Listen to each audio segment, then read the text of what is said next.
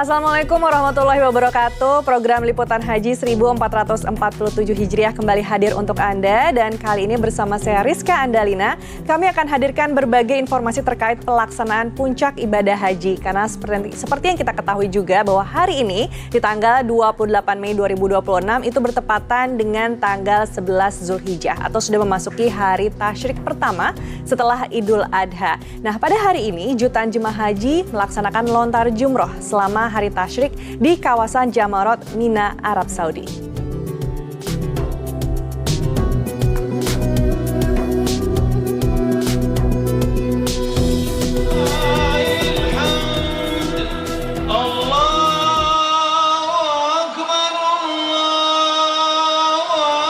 Ya, berikut ini adalah situasi terkini di Mina, Arab Saudi. Jemaah haji menjalani lontar jumroh pada hari tasyrik mulai dari 11 hingga 13 Zulhijjah. Nah, selama hari tasyrik, jemaah melempar 3 jumroh, yaitu jumroh ula, wusta, dan akobah. Masing-masing dilempar dengan 7 butir kerikil sebagai simbol penolakan terhadap godaan setan dan bentuk keteladanan terhadap Nabi Ibrahim. Pemerintah Arab Saudi menerapkan aturan arus pergerakan jemaah dengan pembagian jalur menuju lokasi lempar jumroh. Untuk jemaah Indonesia diprioritaskan menggunakan lantai 3 Jamarot untuk mengurangi penumpukan massa. Prosesi lempar jumroh ini akan berlangsung hingga 13 Zulhijjah bagi jemaah yang memilih menetap di Mina sampai hari terakhir tasyrik. Sementara itu bagi jemaah yang memilih kembali lebih awal dapat meninggalkan Mina setelah menyelesaikan lontar jumroh pada tanggal 12 Zulhijjah.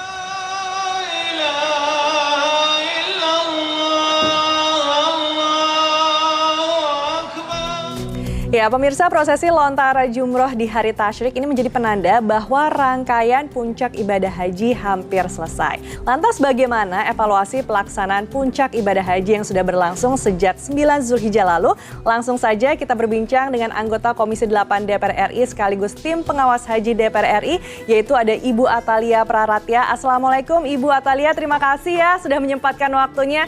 Ibu Atalia, langsung aja nih melihat secara keseluruhan puncak ibadah haji dari wukuf di Arafah hingga lontar jumroh di Mina pada hari ini, bagaimana nih melihat secara keseluruhan proses ini? Secara keseluruhan ya, Rizka, terima kasih. Assalamualaikum warahmatullahi wabarakatuh. Para pemirsa, alhamdulillah pantauan dari kami saat ini yang berada di Makkah dan juga Mina, alhamdulillah terpantau cukup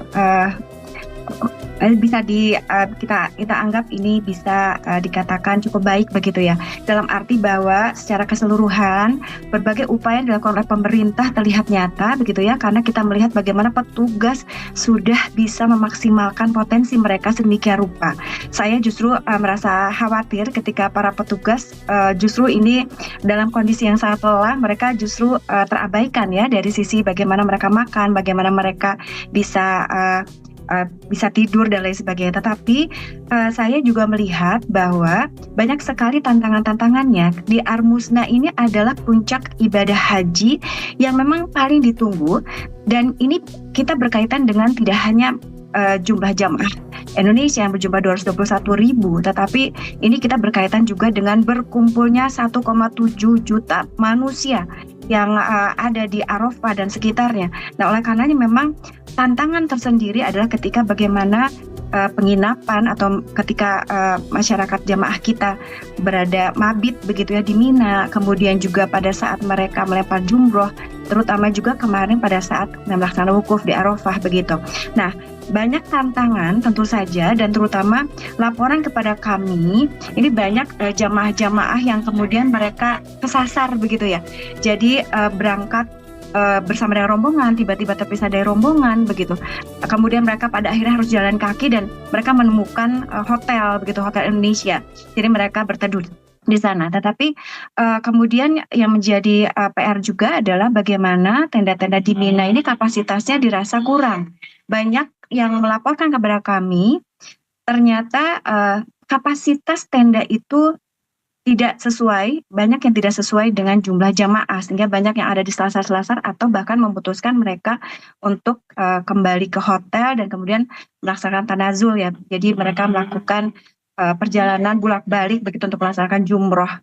Nah, oleh karenanya memang ini menjadi tantangan, terutama juga ada beberapa jamaah yang di tendanya AC-nya mati begitu ya, atau kemudian juga keadaan toilet ya. Toilet ini juga sebetulnya ini sudah jauh lebih baik dari tahun-tahun sebelumnya begitu.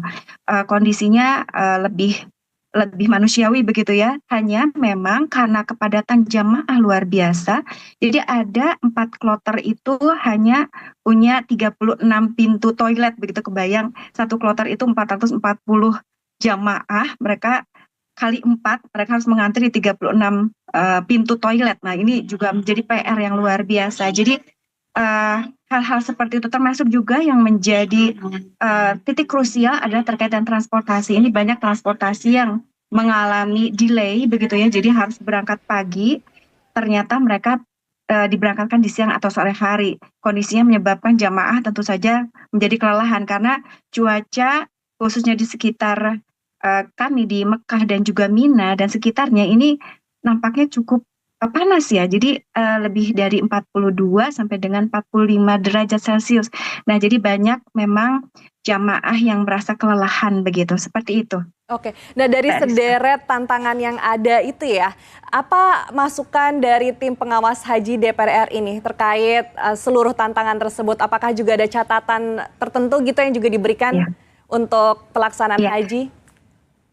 ya, kami bersyukur pemerintah sudah melakukan mitigasi terkait dengan hal ini ya. Jadi memang ada teman-teman yang ditempatkan, mereka dari Dakar Madinah, kemudian Dakar Bandara, kemudian juga Dakar Mekah, yang mereka diposisikan khusus di wilayah-wilayah Arbusna tersebut begitu ya.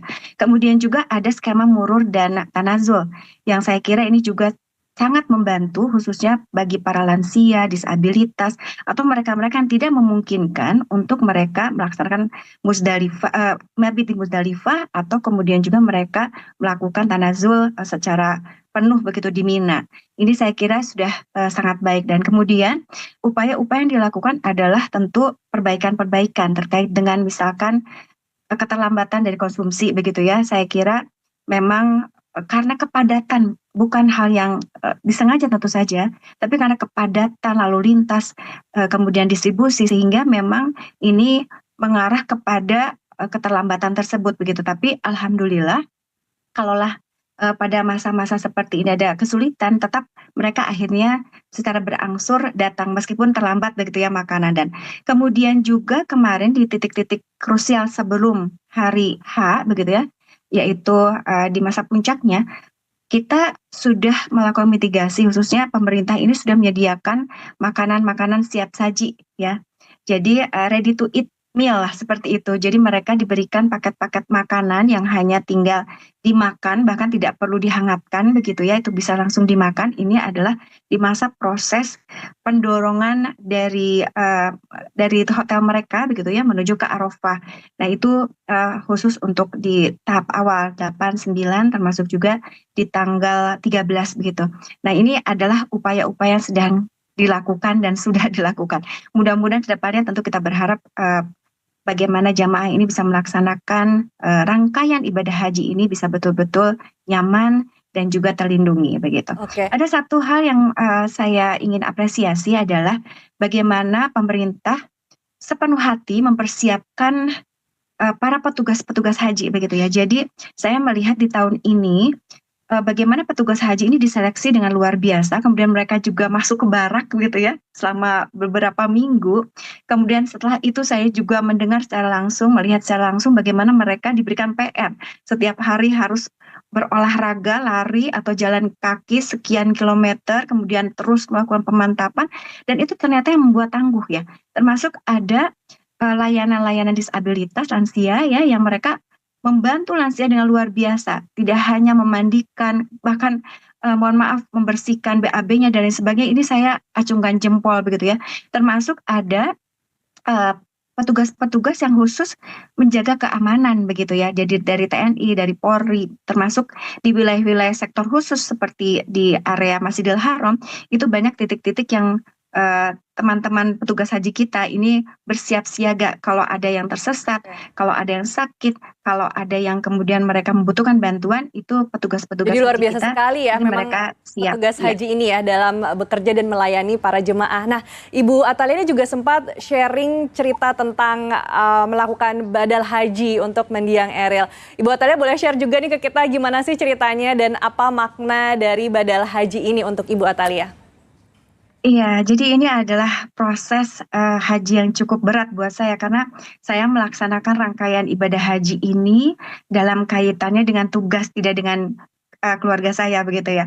Nah, tapi karena saya sudah melaksanakan ibadah haji di tahun sebelumnya, di tahun 2022 dan 2006 pada waktu itu, maka saya niatkan melakukan badal haji untuk almarhum anak saya Emeril Khan Mumtaz, yang kebetulan pada tanggal 26 Mei di puncak wukuf itu adalah 4 tahun Eril berpulang begitu ya. Jadi saya dengan mungkin dengan hati, dengan jiwa dan lain sebagainya, itu rasanya meleleh di sana. Saya merasa seperti didekatkan oleh Allah dan saya seperti dekat dengan anak saya begitu. Jadi saya berharap juga di momen-momen seperti ini juga membuka hati saudara-saudara kita yang lainnya, juga teman-teman yang membadalkan haji, ada yang membadalkan haji suaminya, membadalkan haji orang tuanya.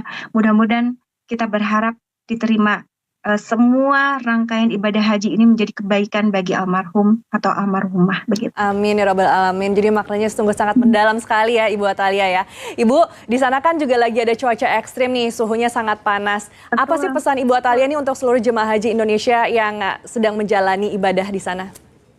Iya, untuk seluruh jemaah haji Indonesia, kita masih dalam rangkaian ibadah haji di puncaknya begitu ya, sampai kita nanti melakukan tawaf wada. Nah, oleh karenanya memang yang paling penting dilakukan adalah menjaga fisik kita supaya tetap bisa terjaga. Saya melihat banyak sekali yang sudah dehidrasi, kemudian juga banyak yang sudah kelelahan dan lain sebagainya. Saya kira memang yang paling penting adalah menjaga kondisi tubuh dengan cara tidak terlalu banyak berada di luar ruangan, kecuali memang untuk melakukan kegiatan-kegiatan ritual keagamaan. Jadi kalaulah seandainya sudah melakukan kegiatan jumroh begitu ya, maka sebaiknya tinggal saja di tenda masing-masing begitu. Itu kemudian juga yang perlu dilakukan adalah banyak minum air, karena memang kita bersyukur sekali. Jadi ternyata ketika kita berjalan kaki beberapa kilometer itu banyak sekali di sana, apakah jamaah, apakah kemudian juga masyarakat setempat ya, yang saling bahu-membahu membantu begitu ya, membagikan minuman dan lain sebagainya, menyemprotkan air. Masya Allah, ini seperti kita berada bersama dengan keluarga-keluarga kita begitu ya. Tapi yang paling penting tadi, karena ini kondisi sangat ekstrim begitu, maka sebaiknya banyak berada di dalam ruangan saja yang bisa menjaga dan melindungi kita begitu. Biar bisa tetap semuanya sehat juga ya dan selamat di tengah kondisi cuaca ekstrim ini. Terima kasih banyak Ibu Atalia, insya Allah semua prosesnya akan berjalan lancar sampai nanti para jemaah tiba di tanah air. Terima kasih Ibu, Assalamualaikum. Terima kasih, mohon doanya untuk kami semua di sini. Sama-sama. Waalaikumsalam warahmatullahi wabarakatuh. Nah, pemirsa, dalam pelaksanaan lontar jumroh selama hari tasyrik ini, otoritas Arab Saudi juga mengeluarkan larangan bagi jemaah haji untuk bergerak menuju Jamarot di antara pukul 10 pagi hingga pukul 2 siang. Aturan mendesak ini dikeluarkan menyusul ancaman cuaca panas yang beresiko serius terhadap kesehatan dan keselamatan jiwa jemaah. Kondisi cuaca ekstrem di kawasan Mina tengah berada pada fase kritis, suhunya mencapai 43 derajat Celcius. Kementerian Haji dan Umroh Arab Saudi secara tegas melarang pergerakan jemaah ke area Jamarot pada jam-jam rawan sejak pukul 10 pagi hingga pukul 2 siang, saat suhu berada di titik tertinggi. Paparan terik matahari di tengah hari berpotensi besar memicu dehidrasi akut hingga serangan heat stroke yang mengancam nyawa. Kepatuhan jemaah untuk tetap berada di dalam tenda kini menjadi hal yang tak bisa ditawar. Mengingat cuaca saat ini yang sangat panas dan terik dan memperhatikan himbauan dari Kementerian Haji dan Umroh Arab Saudi, dimohon dengan sangat kepada seluruh jamaah haji untuk tidak melontar di waktu-waktu afdol di mana akan terjadi kepadatan yang itu akan berakibat terhadap keamanan, keselamatan jamaah haji. Jarak yang tidak dekat antara tenda menuju Jamarot mengharuskan jemaah memiliki kondisi fisik yang prima. Ya, ini adalah terowongan Mina atau yang dikenal dengan terowongan Al-Muasim, di mana menjadi jalur pejalan kaki vital untuk menghubungkan pemondokan jemaah yang berada di Mina menuju ke Jamarat untuk melempar jumroh. Ini panjangnya sekitar 1 kilometer. Kemudian nantinya jemaah diimbau untuk melempar jumroh tidak memperhitungkan waktu-waktu afdol, mengingat jutaan jemaah lain juga berbondong-bondong untuk menuju ke Jamarat untuk melempar jumroh. Jadi untuk Indonesia sendiri diharapkan melempar jumroh dengan waktu-waktu yang sudah ditentukan oleh masing-masing kloter demi keselamatan dan juga keamanan. Penempatan petugas di titik krusial jalur Jamarat menjadi upaya membersamai jemaah. Labbaik Allahumma labbaik. Stamina prima jemaah pada masa-masa lempar jumroh sangat dibutuhkan selama hari tasyrik. Sebab bagi jemaah yang mengambil nafar sani masih harus melempar jumroh hingga tanggal 13 Zulhijjah. Pratiwi Kusuma melaporkan dari Mina, Arab Saudi. Ya pemirsa, selain tadi ada tantangan cuaca ekstrim, ini juga ada tantangan kepadatan ya, karena area Mina yang padat, tak sedikit yang terpisah dari rombongan karena kelelahan. Lalu bagaimana kondisi jemaah haji Indonesia saat ini? Sudah terhubung dengan Pratiwi Kusuma yang tergabung dalam Media Center Haji 2026. Silahkan Tiwi laporannya. Ya, Assalamualaikum warahmatullahi wabarakatuh, Rizka dan juga saudara. Memang cuaca panas itu lagi-lagi menjadi tantangan di setiap harinya ya, apalagi sekarang ini kita sudah alhamdulillah memasuki hari tasyrik pertama, yaitu tanggal 11 Zulhijjah, di mana nantinya setiap jemaah haji Indonesia itu harus melempar jumroh dengan 3 jamarat yang dimulai dari Ulo, Wusta, dan Aqobah. Nah, untuk itu karena tantangan cuaca ini yang biasa seperti yang kita alami di Indonesia, rata-rata jemaah haji Indonesia itu akhirnya mengalami kelelahan. Nah, akibatnya apa? Mereka itu jadi sering terpencar dari rombongan, sering terpisah dari rombongannya, sehingga mereka itu tidak kembali ke maktab di mana mereka berasal, begitu ya. Jadi ini juga poin penting di mana jemaah haji Indonesia itu wajib hafal maktabnya masing-masing dan juga kloter asalnya masing-masing. Nah, karena dari kemarin itu banyak sekali rombongan jemaah haji Indonesia yang terpencar dari rombongannya, sehingga kita petugas haji ketika melihat jemaah haji Indonesia yang di jalan itu tampak mencari jalan pulang, itu kita arahkan ke kantor misi haji Indonesia yang berada di Maktab 87 tempat saya berada. Nah, nanti di sini akan kami data setiap jemaah yang memang tidak hafal jalan pulang, kemudian nanti akan kita antar. Kemarin itu ada begitu banyak rombongan yang memang harus kita antar, baik itu menggunakan mobil ataupun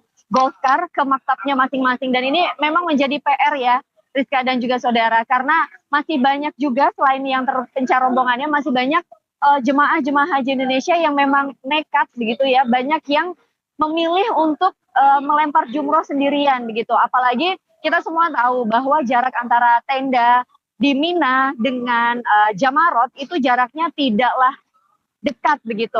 Jaraknya itu paling enggak karena kita melewati 2 terowongan yang masing-masing panjangnya itu sejauh 1 kilometer. Untuk melewati 2 terowongan saja sudah 2 kilometer. Belum lagi ditambah jalan biasa, dan dari tenda menuju Mina itu kalau di total bisa 4,5 kilometer. Jadi kalau pulang pergi itu bisa 9 kilometer sendiri. Nah, ini yang akhirnya membuat jemaah haji Indonesia itu banyak lupa arah jalan pulang. Nah, untuk itu kami memohon gitu ya, menghimbau, dan mungkin juga boleh untuk keluarga di tanah air itu sambil menginformasikan keluarganya yang ada di sini untuk tidak pernah ataupun jangan pernah meninggalkan rombongan ketika melempar jumroh, apalagi ingin pergi ke Jamarat itu hanya sendirian, apalagi kita tidak pernah tahu di sini lokasinya seperti apa begitu ya, apalagi mengingat juga jemaah haji Indonesia mayoritas itu lansia dan juga kategori risti. Padahal untuk 2 kategori ini sebenarnya untuk lempar jumroh yang dikategorikan sebagai wajib haji sebetulnya bisa dibadalkan. Jadi tidak perlu memaksakan diri untuk kita bisa harus melemparkan jumroh sendiri, apalagi kita masih akan melakukan lempar jumroh ini sampai tanggal 13 Zulhijjah untuk jemaah yang mengambil nafar tsani, di mana tanggal 13 Zulhijjah itu nanti masih harus melempar jumroh hingga 3 jamarat begitu ya. Namun untuk jemaah yang mengambil nafar awal besok adalah hari terakhir dan harus segera meninggalkan Mina sebelum waktu maghrib. Nah, kami juga ingin menginformasikan bahwa memang di Mina ini tenda ataupun jumlah kapasitas tenda itu menjadi tantangan sendiri ya, karena tenda di sini itu jumlahnya kecil dan terbatas sehingga diberlakukanlah skema tanazul. Jadi tanazul ini adalah untuk mengurangi kepadatan-kepadatan yang ada di Mina sehingga jemaah ketika pulang dari Jamarot ataupun setelah lontar jumroh itu bisa kembali ke hotel. Syaratnya satu yaitu berada di kawasan Syisyah yang memang masih dekat dengan Jamarot. Jadi daripada kembali ke tenda, lebih baik jemaah itu diarahkan untuk kembali ke hotel dan ini merupakan bagian dari skema tanazul yang diterapkan oleh pemerintah Indonesia untuk mengurangi kepadatan di Mina. Sekali lagi, Mina ini sekarang masih menjadi konsentrasi utama untuk rangkaian ibadah haji 2026, walaupun ini juga menjadi fase akhir tahap rangkaian ibadah haji sebentar lagi selesai, karena urutannya nanti setelah mereka jemaah haji Indonesia melakukan lempar jumroh di tanggal 13 Zulhijjah, nantinya mereka akan langsung melakukan tawaf ifadah dan juga tawaf wada. Dan untuk gelombang pertama yang sebelumnya sudah dari Madinah kemudian bergeser ke Mekah, itu nantinya langsung akan dipulangkan ke tanah air. Sementara untuk gelombang kedua yang kemarin jemaah haji Indonesia itu pertama kali tiba ke Mekah, maka nanti sepulangnya dari semua rangkaian ibadah haji nanti akan langsung bergeser ke Madinah. Sementara itu dulu yang bisa kami laporkan dari Mina, Arab Saudi. Kita kembali ke Rizka di studio. Baik, itu tadi ya pesan dan juga imbauan yang penting sekali dari Tiwi agar diperhatikan ya buat para keluarga jemaah maupun jemaah hajinya itu sendiri. Terima kasih Tiwi. Assalamualaikum warahmatullahi wabarakatuh. Ya pemirsa, sebelum tiba di Mina, jemaah haji sempat singgah nih di Musdalifah untuk bermalam sembari berzikir dan mengumpulkan kerikil untuk prosesi lontar jumroh. Berikut perjalanan Aziza Hanum selengkapnya.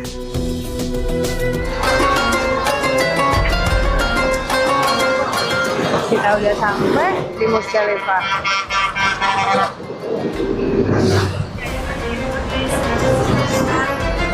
Halo. Halo juga. Halo. Mas Fakri sama Mbak Nisa sama Ben Sono dan habis itu baru Ada tuh hotel 1000 bintang dari Allah.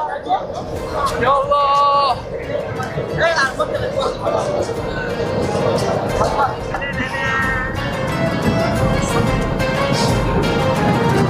udah pada makan?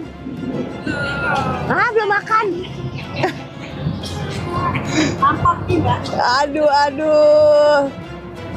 Alhamdulillah akhirnya kita udah sampai di Musdalifah. Tadi saya sudah seharian di Arafah memanjatkan doa-doa. Sekarang di Musdalifah adalah pemberhentian berikutnya para jemaah haji, di mana saya dan teman-teman MKH juga bertugas di sini untuk membantu para jemaah haji yang baru sampai bermalam di bawah bintang. Ini udah bukan hotel bintang 5 lagi ya saudara. Ini adalah langit berbintang pada malam hari yang menjadi atap para jemaah haji yang malam hari ini berada di Musdalifah. Jadi ritualnya pada malam hari ini para jemaah akan mabit atau bermalam di Musdalifah, berzikir, memanjatkan doa dan juga mengumpulkan kerikil untuk nanti prosesi jumroh di Jamarot.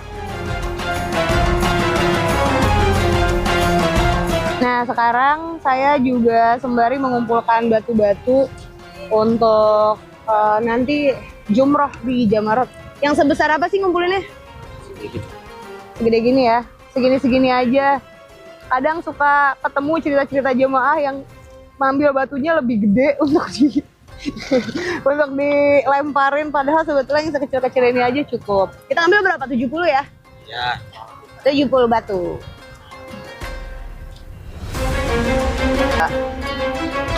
3 4 5 6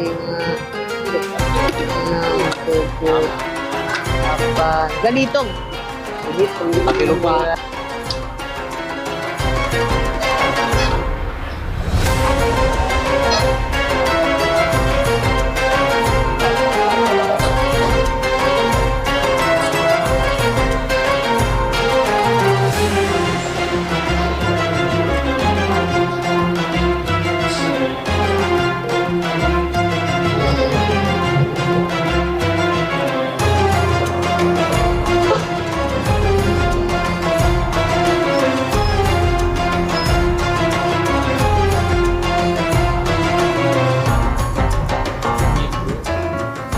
Demi apa? Demi cinta. Si Cinta mau ngobrol dulu nggak sih? Ya, dia masuk. Wawancara dulu dong bentar. Ibu namanya siapa? Saya Eko Aprianto. Saya Ibu Mega dari Lampung. Ibu Mega dari Lampung. Kloternya apa? Kloter 19 JKG Embarkasi Bandar Jakarta. Jakarta.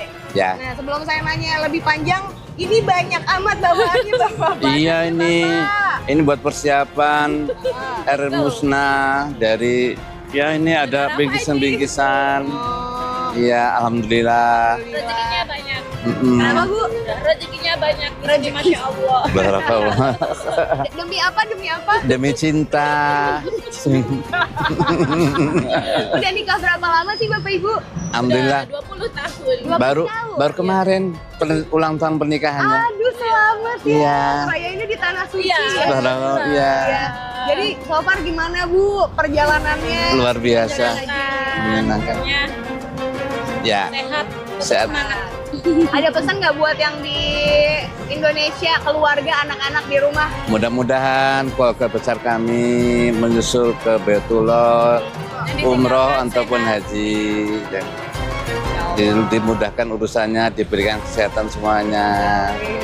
Amin. Ini berarti udah siap untuk bergerak Ke Mina, ya. Bapak Ibu sehat-sehat ya. Terima kasih. Lancar semuanya. Amin. Terima kasih. Iya, Mbak Tiga. Maaf, sini Pak, Ya. fotoin Pak. Ya, tadi cek dikit ya. Iya. Temannya Mas Raffi ya. Kenapa?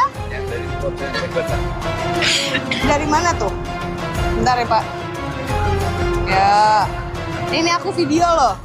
Bapak Ibu dadah-dadah. Demi si cinta bawa barang bawaan banyak ya. Masya Allah. Sehat. Biar amin. Aduh. Hati-hati di jalan ya Bapak Ibu. Ya. Hati-hati. Pak, handphonenya Pak ketinggalan. Makasih ya. Iya.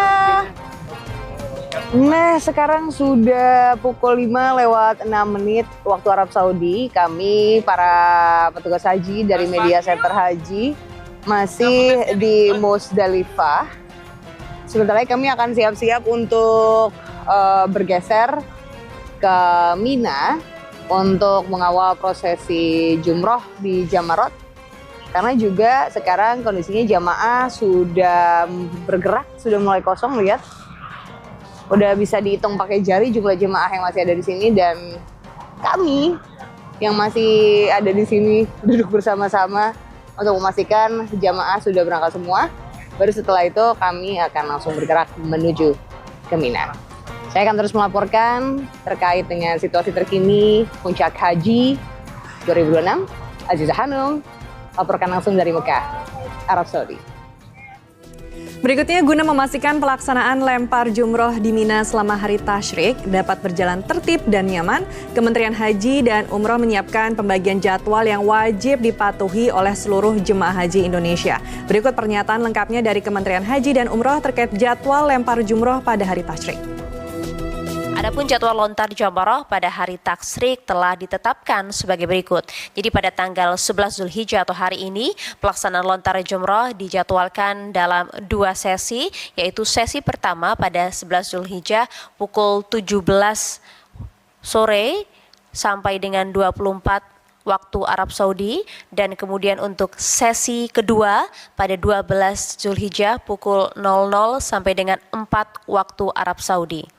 Perlu diingat dan diperhatikan waktu larangan melontar pada 11 Zulhijjah berlaku pada pukul 11 hingga pukul 18 waktu Arab Saudi.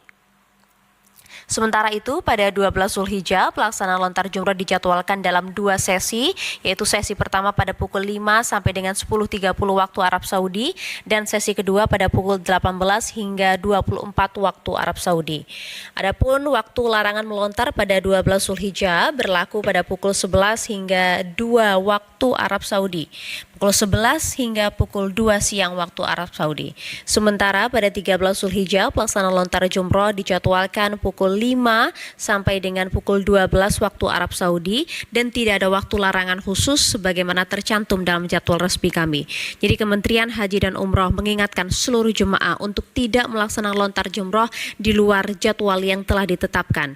Karena demikian, jemaah juga kami minta untuk mengikuti arahan petugas, bergerak bersama dengan rombongan serta tetap mengutamakan keselamatan dan kondisi kesehatan selama berada di Mina. Secara khusus, kami Kementerian Haji dan Umroh kembali menegaskan bahwa jemaah haji Indonesia dilarang melaksanakan lontar jumroh pada pukul 10 hingga pukul 2 siang waktu Arab Saudi.